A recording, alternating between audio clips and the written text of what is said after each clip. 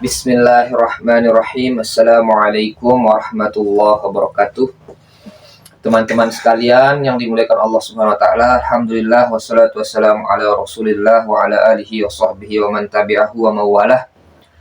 Mari kita sama-sama kembali melanjutkan membaca salah satu karya dari ulama besar, seorang pujangga, seorang sastrawan, negarawan yang baik, yaitu berasal dari negara kita tercinta Indonesia, bernama Haji Abdul Malik Karim Amrullah atau yang dikenal dengan sebutan Buya Hamka dalam buku karyanya Tasawuf Modern.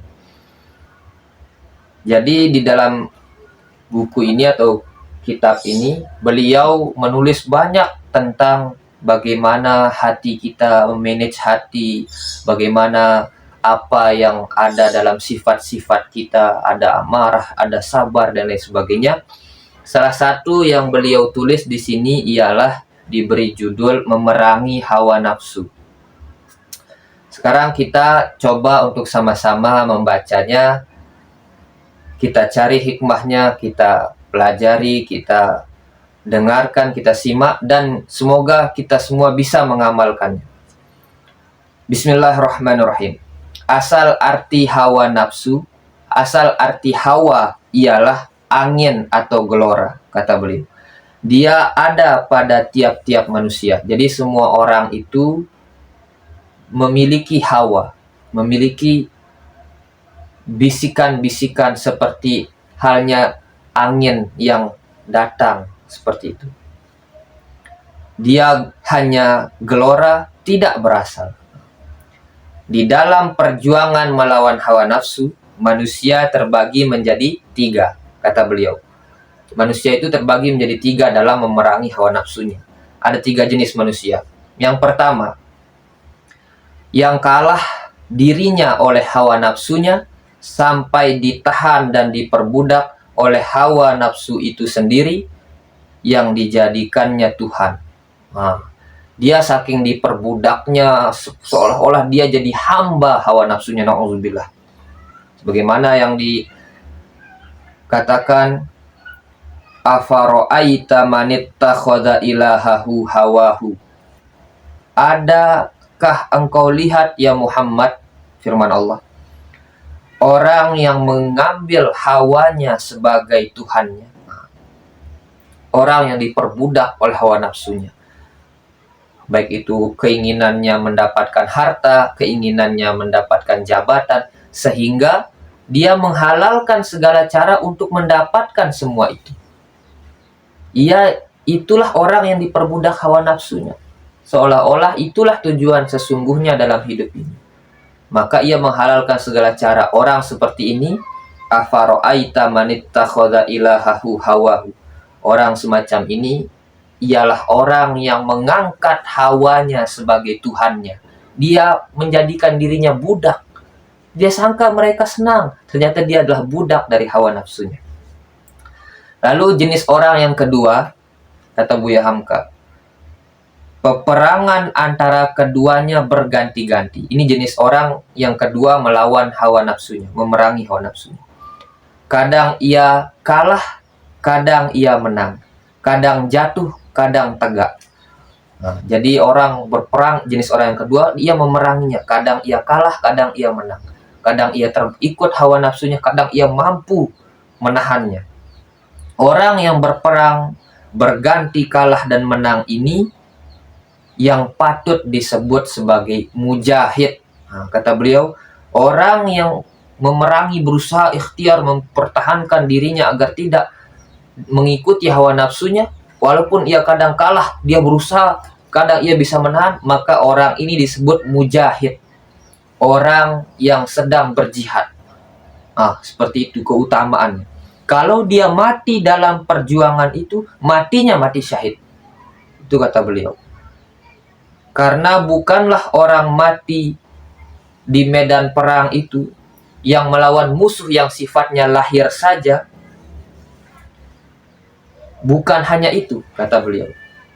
Musuh hawa itulah yang sebenar-benarnya musuh. Yang musuh yang besar.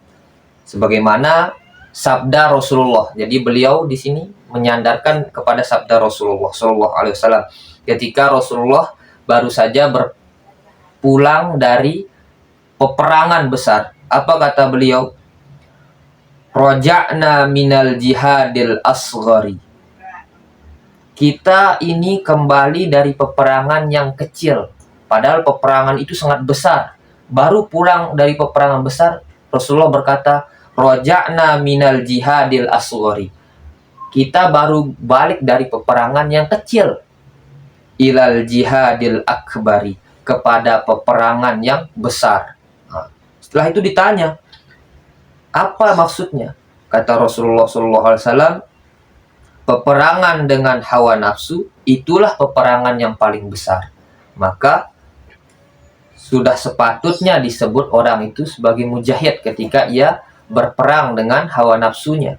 Itulah yang menyebabkan atau yang menjadi landasan Buya Hamka mengatakan seperti itu. Orang yang berjihad melawan hawa nafsunya patut disebut mujahid, dan kalau ia mati dalam perjuangan itu, matinya mati syahid. Rasulullah SAW juga pernah ditanya, apakah perang yang paling utama ya Rasulullah? Beliau menjawab, engkau perangi hawa nafsu.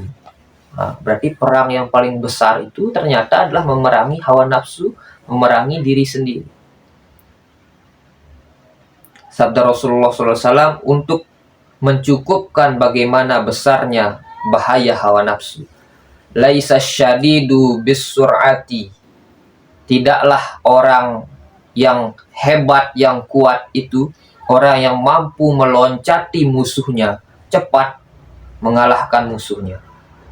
Bukan yang itu, kata Rasulullah. Innamasyadidu, sesungguhnya orang yang kuat itu man malaka nafsahu indal ghadab, tapi ia mampu menahan keinginannya dari rasa marahnya. Ia mampu menahan dirinya dari rasa marah.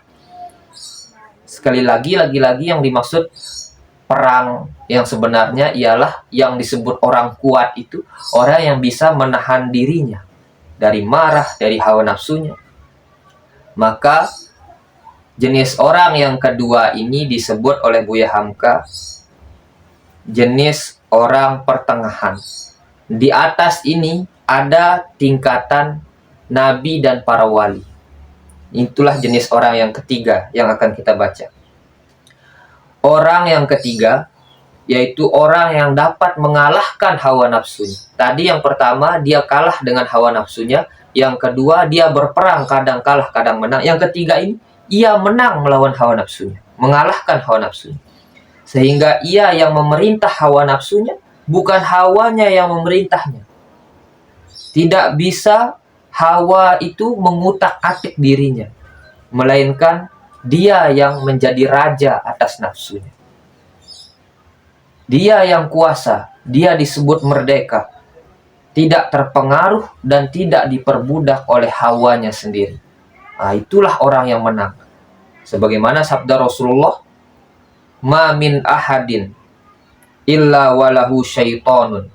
Tidaklah seseorang manusia kecuali ia pasti diikuti oleh setan.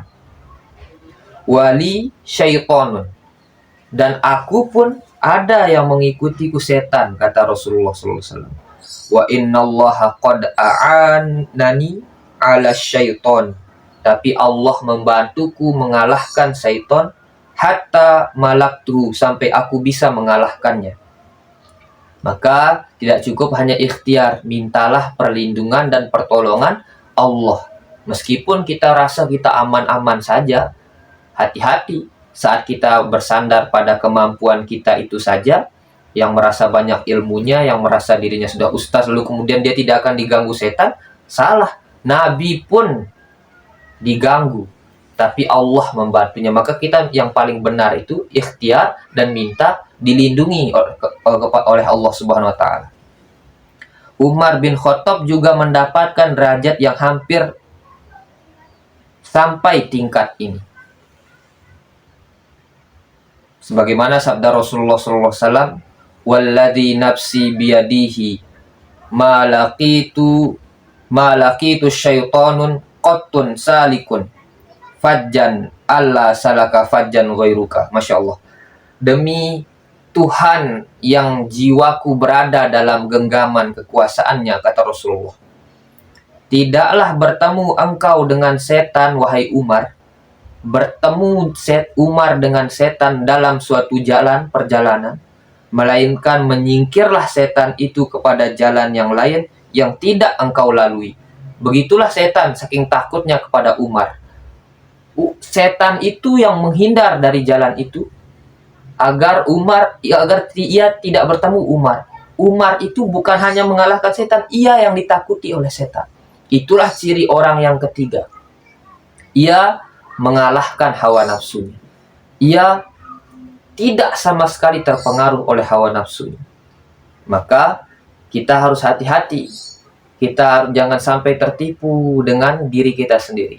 Bahkan dalam ketaatan pun setan ada. Hei engkau yang merasa sudah baik, hai engkau yang ceramah, hai engkau yang sholatmu banyak, hai engkau yang hafalanmu banyak. Sombong, angkuh, di dalam itu ada setan. Maka kita minta perlindungan kepada dosa yang kita sadari dan kepada dosa yang barangkali kita tidak sadari. Kita mungkin tidak berzina, kita tidak mencuri, kita tidak membunuh, dosa zahir. Tapi kadang kita lupa ada dosa yang tidak tampak, yaitu kesombongan dalam diri, adanya merasa diri sedikit lebih atas daripada orang. Maka kita minta perlindungan itu. Kita beristighfar. Kadang mulut kita ini sering melukai orang, sering membuat orang sakit hati, dan kadang kita menyesali itu. Dan lagi-lagi maka kita minta ampunan Allah Subhanahu wa taala, minta perlindungan Allah Subhanahu wa taala. Semoga kita bisa menjadi golongan orang yang mengalahkan hawa nafsu kita. Teruslah ikhtiar, jangan pernah putus asa, karena kalau kita putus asa, kita akan menjadi golongan yang pertama perbudak hawa nafsu kita. Paling minimal kita berusaha berperang melawan hawa nafsu kita.